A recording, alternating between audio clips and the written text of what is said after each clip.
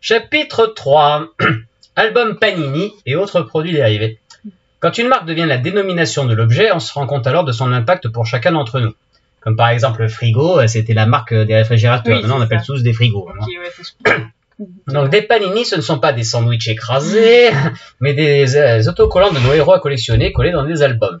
Et Panini étant une société italienne, c'est pour ça qu'ils s'appellent des panini. D'ailleurs, on appelle cela des albums Panini, même quand ils n'en sont pas, car même si c'est bien Panini qui a édité ces albums dans 90% des cas, il y a quand même quelques concurrents comme Age, dont la particularité est que les vignettes se décollent avec le temps, SFC, Junior Hit, Merlin ou encore Giochi Preziosi. La vraie question que je me pose est comment décidait-on que telle série avait droit à un album et telle autre non? La notoriété et le succès du dessin animé, me direz-vous. Oui, c'est logique. Quoique, comment expliquer qu'on ait eu Malicieuse Kiki, par exemple, qui n'a jamais été un gros succès, et pas Nadia le secret de Lobo, le bleu, genre, ou Robotech, où le succès paraît quand même un peu plus important. Faut savoir aussi qu'il y a des albums qui sont sortis en Italie, pas chez nous. Après. Je ne vous apprends rien en vous disant que Panini est une entreprise italienne et que certaines séries ont eu des albums là-bas et pas chez nous, comme Crémy, Georgie, Les 4 filles du Docteur March, Flo, Les Robinson Suisses. Là encore, on peut s'interroger sur l'absence de ces titres chez nous quand on a eu Gwendoline ou Pollyanna qui n'ont pas spécialement cartonné ici. Plus étrange encore, l'album SFC des Chevaliers du Zodiaque se trouve édité par Panini quasi à l'identique, seule la couverture et la présence de plus de textes en Italie les différencient. Alors, est-ce que nous, on l'a vu chez SFC, l'album des Chevaliers du Zodiaque, et pas chez Panini. SFC était bien entendu une filiale d'AB qui comptait exploiter elle-même les retombées des ventes des vignettes des succès du Club Dorothée, comme les Chevaliers du Zodiaque, 2 albums, le second retraçant le film d'Abel, Dragon Ball Z, Juliette Je t'aime, Ken le survivant, Nicky Larson et Un intrus, le livre de la jungle, diffusé sur la 2. Alors, je sais pas ce que ça fout dans cette collection, mais voilà. Vous pouvez visualiser ces albums sur mon podcast, Toi qui t'y connais, album SFC. Edge avait soufflé à Panini beaucoup de grosses licences à l'époque. Albator, Goldorak, Sankukai, 2 albums, Spectreman, Superman, Ulysse 31, Les Mystérieuses Cités d'Or et même les super-héros Marvel. Cela ne les empêcha pas d'être les premiers à fermer boutique. Ces albums ont le gros défaut de voir leurs images se décoller avec les années. Vous pouvez visualiser ces albums sur mon podcast, Toi qui t'y connais, album Edge. Junior Hit sortit Les Mondes Engloutis, Le Sourire du Dragon, Les Ewoks et Bibi Fock. Que des titres de récré à deux, si on regarde bien. Néanmoins, leur vie fut aussi éphémère. Ce qu'il y a de bien avec Panini, c'est qu'ils ont des archives qui permettent d'acheter leurs vieux albums encore de nos jours, sous réserve d'être encore disponibles. Mais vous pouvez encore vous procurer l'album du dessin animé Tarzan de Filmation pour 60 € l'album, complet avec toutes les images à coller. Ah oui. Autre mystère, si la plupart des albums totalisent en général 240 vignettes, quelques-uns atteignent le nombre de 400, à savoir Rémi et Capitaine Flamme. Certains ont des posters, des images brillantes, ou même des images silhouettes à insérer dans une image en prenant garde d'être bien raccord. Donc là, c'est quand tu as un trou dans l'image qu'il faut, avec la forme, bien mettre... bah ça c'est sûr. Un mystère reste entier. Pourquoi alors que nous avons tous fait des panini en étant enfants, est-il si rare d'en trouver aux puces? Je pense que les parents, les voyant incomplets, ont dû les jeter. En tout cas, aucun doute que le cas particulier de l'album des Krados a dû finir à la poubelle, sitôt l'enfant désintéressé, tant les parents devaient détester que leurs enfants collectionnent des monstres avec des noms grossiers. Comme quoi? Tu connais les Krados? Non. Alors les Krados, c'est une collection où t'as Mathieu le dégueu, tu vois, que des trucs comme ça, avec des illustrations de gros enfants bien moches et dégueulasses. D'accord. Je t'en montrerai. Oui. Et bon bah ça, sache que les albums des Krados maintenant, il y a des gars qui les achètent 150 €. Hein. Ah ouais. Bon, si c'est complet et tout, mais bon, enfin, c'est assez rare. Donc je pense qu'ils ont tous fini de la poubelle, tu vois. Ouais. Pour les Krados, visionnez l'excellente vidéo d'Archeo Toys. Donc c'est pas moi pour une fois. Les bandes dessinées adaptées des animés furent légion, mais la plupart du temps, il ne s'agissait que d'adaptations d'épisodes avec plus ou moins bien dessinés. Celle de Cobra, Albator 84, Lady Oscar ou Le Soleil Dragon étant particulièrement laides. Jace et les Conquérants de la Lumière eut à la fois droit à une bande dessinée médiocre en 4 numéros et une plus digne avec un scénario original dans Pif et Télépoche, nommée Les Sortilèges d'Algora. René Denis, Pierre Le Guen, Christian Gatti, Max Lenvers et Philippe Lugui à l'instigation de Mollier Tarny. Donc c'est eux qui ont fait cette BD. Sankukai pu bénéficier du trait de Pierre Frissano, frère de Jean Frissano, connu pour ses magnifiques couvertures peintes de super-héros pour Les Stranges, Titans, Album des Fantastiques, des éditions Lug. Dans 2 merveilleux albums qui compilaient les pages parues dans le journal Capitaine Fulgur, où Albator 78 voyait ses aventures illustrées par les Five Stars. Donc les gars, j'étais éditeur. Dans ces pages, nous découvrons Albator, nanti d'un robot géant, totalement absent de l'œuvre originale, dans le souci de lui donner un côté un peu plus Goldorak. Ce dernier partageait ses aventures papier entre des adaptations plus ou moins fidèles des épisodes, réalisées par les artistes italiens Joachim Ziacopino, Alberto Meratti et Roberto Todaro, dans les pages des Spécial Goldorak, 27 numéros, et autres Goldorak Pocket, 22 numéros, et des aventures françaises, prenant aussi beaucoup de liberté au sein du magazine Télé Junior, œuvré par Georges Domenech. On notera en particulier le rôle récurrent tenu par Vegalia, la fille de Vega, dans ses bandes dessinées. Malheureusement, celle-ci ne ressemble pas au personnage apparaissant dans l'épisode 72 du dessin animé, mais reprend l'apparence d'Alizé, vue dans l'épisode 63, l'ours polaire. Dommage. Ah oui. Ils sont trompés de bonhomme. De plus, on peut voir aussi la mort de Minos, différente de celle de l'animé, dans une séquence particulièrement gore pour une BD jeunesse des années 80. Parce que en fait, Minos, c'est un personnage qui, quand il a sa tête qui s'ouvre, et t'as une petite poupée dedans qui est en fait Minas. Ah. Et donc dans la planche en question, t'as carrément Minas qui s'extrait de son visage dans une gerbe de sang. Ah. En effet, cela se passe dans Télé Junior hebdomadaire numéro 42, où l'on voit littéralement Minos arracher Minas en mode petit sorcière de sa tête, si. Parce que après, dans le dessin animé, en fait, la première fois, au début, Minas c'est une petite poupée dans sa tête, Oui. et puis après il y a un accident et on lui refait le visage et du coup, Minas a un visage entier. Donc quand il enlève son visage masculin, c'est le visage féminin qui apparaît. D'accord. Ouais. Je l'explique parce qu'elle connaît pas. Donc voilà. Le journal de Goldorak mélangeait BD et autocollant en rond à insérer en son sein. Donc là, c'est pareil, t'avais des ronds qui pouvaient coller bien en gaffe que ce soit raccord. C'est ça, c'est des trous, ouais, je connais. Voilà.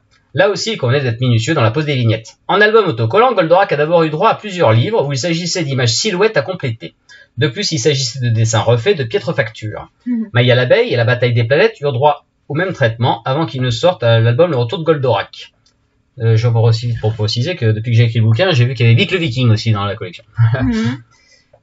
Qui proposait enfin donc, Le Retour de Goldorak, qui proposait enfin un collector classique avec des épisodes de la 3e saison avec la patrouille des aigles. Candy aura droit à l'édition des premiers tomes de son manga original, colorisé pour l'occasion, et retourné en français forcément, dans les 12 premiers numéros de Candy Poche. Tandis que les autres BD seront dans la lignée, même lignée que Goldorak. C'est-à-dire que c'est les Italiens qui font leur propre bande dessinée en copiant le dessin animé. On notera aussi 2 albums Panini, faits assez rares. Donc il y a 2 Candy chez Panini. Bon. Les Mondes Engloutis ont à la fois eu droit à des vraies bandes dessinées cartonnées soignées et des ersatz des éditions Réantori, spécialistes de la chose avec bon nombre de titres comme l'Inspecteur Gadget, où ils ont été les plus prolifiques. C'est ça qui a le plus de numéros. Pour les Cosmocats, les Transformers et les derniers numéros de Masque, nous eûmes droit à la traduction des comics américains, ce qui donna de fait des BD d'un niveau beaucoup plus élevé, même si l'histoire s'éloignait encore une fois de ce qu'on pouvait voir à la télé. Ce qui permit de faire la connaissance avec Link-Sana dans les Cosmocats ou de voir les Transformers côtoyer les G.I. Joe et même Spider-Man dans leurs comics. Ce qui n'arrive bien sûr pas dans le dessin animé, ou presque pas. Parce qu'il y a quand même un épisode où on voit le commandant Cobra de G.I. Joe dans la Transformers, la saison 3. Voilà. D'ailleurs, ces pauvres Transformers, s'ils cartonnent à la télé ou dans le rayon des jouets, semblent être maudits dans le rayon BD en France.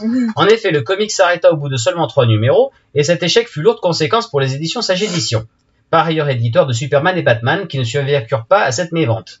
Donc tu vois, ils ont acheté les droits de Transformers, ça s'est pas vendu, ils ont coulé. Ah ouais. Tu à croire que les enfants qui transformaient leurs robots n'aimaient pas lire des bandes dessinées. Reconnaissons néanmoins que le dessin des premiers comics est assez particulier, qu'il n'était pas sans me rebuter légèrement moi-même. C'est vrai que les comics Transformers, ils sont dessinés de telle façon que c'est pas très, ça donne pas trop envie de lire. Donc je les ai achetés quand même, les 3 numéros à l'époque, mais ça me faisait un petit peu chier. Notons que certaines pages ne figuraient pas dans les 3 numéros de Sage Édition et se sont retrouvées dans un pif gadget. Toujours en comics traduits, sont sortis en France Isidore des Entrechats, les Ewoks, les Bisounours, les Popples et Alf sous le label Star Comics dans la revue Star TV Junior édition Mon Journal. Les éditions Lug nous proposeront même 2 albums de bande dessinée de l'agence Tourisque, réalisés chacun par des artistes différents. Curieusement, nous découvrons Mazinger Z grâce à la traduction de la BD espagnole, bien avant sa timide et partielle diffusion en France sur M6 en 88. Tous les épisodes du Lys 31 furent adaptés en bande dessinée, mais pas avec le même égard. Quand certains épisodes étaient développés sur tout un album, d'autres n'avaient droit qu'à beaucoup moins de pages dans le journal du Lys 31, dont le premier numéro adapta fort judicieusement le dernier épisode. Bravo les gars. Quant aux bandes dessinées de Capitaine Flamme, ni les histoires, ni le graphisme ne semblent vraiment proches de l'animé. Pour ça, je les aime pas trop et je les ai pas tous ceux-là. Les livres d'histoire illustrés sont nombreux et dans beaucoup de cas en totale inadéquation avec l'original. Ceux du Lys 31 présentent un design étrange, fort éloigné de leur modèle. Certains de Goldorak nous gratifient de vrais dessins, voire même de dessins de leur équivalent japonais, même si cela reste rare. La plupart sont plutôt de l'œuvre d'artistes peu inspirés. De toute façon, on peut lui dire que c'est moche. Hein. Ah oui. Les romans de la Bibliothèque Rose proposent parfois des illustrations assez jolies pour agrémenter par ailleurs un texte souvent insipide. Les vers à moutarde, Amora, sont aussi des incontournables. Et là aussi, le mystère reste entier sur le choix ou non de certaines licences, le nombre de vers, etc. Goldorak atteint le record de 14 vers différents, quand Albator n'en a que 2, et Xor 0. Alors que pourtant Sankukai, Spectreman ou Bioman en ont eu. Il en existe aussi pour Ulysse 31, La Bataille des Planètes et Capitaine Flamme, bien qu'assez rares. Les derniers vers d'une grosse série japonaise seront les 4 vers des Chevaliers du Zodiaque. Depuis, Amora semble avoir complètement délaissé les licences japonaises, ils ont même pas fait de Pokémon. Ah ouais? Mais d'autres l'ont fait à leur place, par contre. Ils auraient pu faire les Pokémon, là, ça y en aurait plein. Ah, ça c'est clair, hein. Mais t'inquiète pas, il y a quand même des vers Pokémon, mais c'est pas chez Amora. Okay. Amora a également fait des vers pour les Cosmocats, Ninsol Gerson, Rémi, Maya l'abeille, Galaxy Rangers, Ghostbusters de Filmation, les Maîtres de l'Univers, Raon, Cat Size, Denver, les Tortues Ninja, Pinocchio, Candy, les Timalins, Bibifoc, les Bisounours, les Popol, Iman et Power Rangers. Est-ce qu'on peut le dire plus vite, hein? Dans les vers récents, notons Avengers, Spider-Man, Iron Man, Super Hero Squad, Foot de rue, Hello Kitty et Star Wars Rebelle. Alors Super Hero Squad, c'est les versions Super Hero de Marvel, mais en SD, en histoire pour les enfants. Mais c'est super sympa. Ça montrerait si tu veux. Idem pour les Viewmaster, ces disques qui permettaient via visionneuse de regarder nos héros en 3D dans les années 80. Goldorak, Candy, Ulysse 31, Mask, les Cosmocats, La Bataille des Planètes ou les Transformers figurent au catalogue. Mais depuis longtemps maintenant, seul Disney peut désormais prétendre à cet honneur.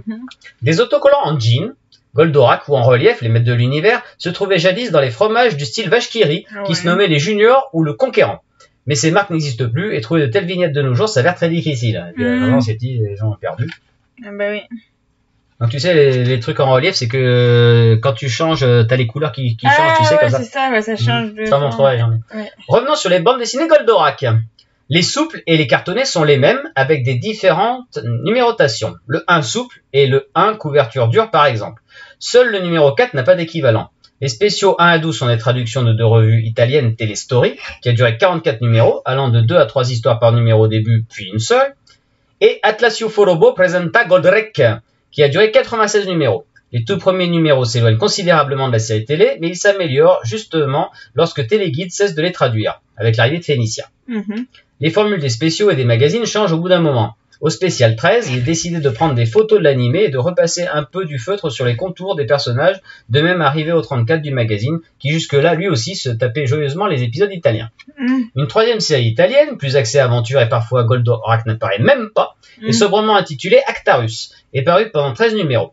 Une quatrième BD, Super Goldrake, parce que Goldorak en Italie ça s'appelle Goldrake, est parue aussi dans le magazine TV Junior italien pendant 5 numéros.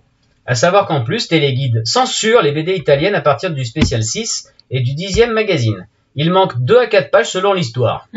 Pour les dessins, si vous voulez pire, je conseille la collection GP Rouge et Or consacrée aux robots. Si les premiers numéros sont remplis de photos de la série télé, on a droit par la suite à des horreurs, surtout sous le règne de monsieur Jean-François Pénichou. Tu vois, j'ai trouvé le nom. Ben, le gars qui a fait les dessins pas beaux. C'est lui qui a fait les dessins moches, tu vois. Et de son confrère. Donc il y a aussi l'autre, je sais pas son nom l'autre, hein, mais bon. Si le dessin est moins pire par la suite, ça reste quand même plus mauvais que chez les Italiens. Et pour des histoires what the fuck, totalement incompréhensibles. Je conseille la collection qui n'est pas une BD mais des textes romances de 30 pages avec illustration. Il existe aussi 2 téléguides de même acabit avec meilleurs dessins mais longs de près de 80 pages. Ou bien vers le roman de Mark Nagoyashi, illustré par le même Pénichou. Les 2 tomes parus dans Bibliothèque Rose sont aussi un sommet de l'horreur au niveau de l'illustration.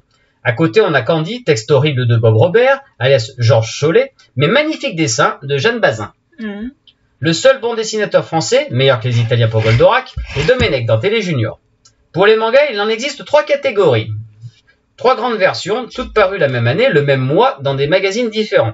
La version dite de Go Nagai, scénario et dessin, est apparue dans TV Magazine, et Nagai est arrêté au bout de 5 chapitres.